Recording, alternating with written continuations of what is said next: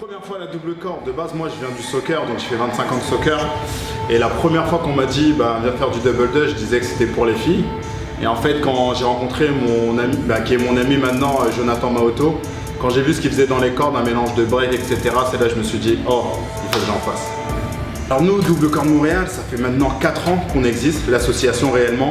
En fait moi quand je suis arrivé en 2012, l'objectif c'était vraiment de le développer.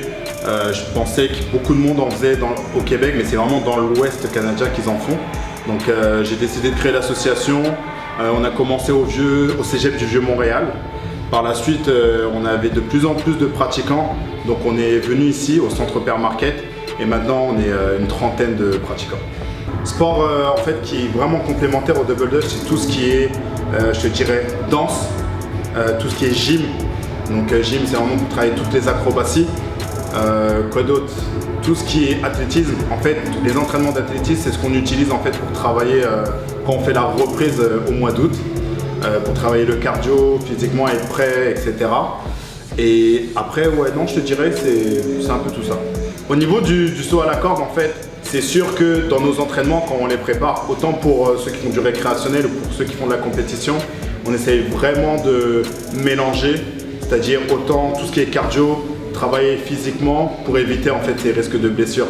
Donc je te dirais, dans un entraînement spécifique à Double Corde Montréal, oui c'est vraiment un sport complet et on fait en sorte de travailler les différents jours sur des trucs spécifiques, que ce soit le physique, le cardio, le tournage, etc.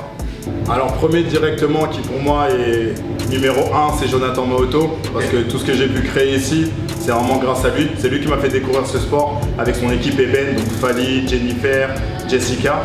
Et c'est aussi d'autres protagonistes des États-Unis, Nick Woodard, un nouveau qui arrive et qui est très fort, Amici.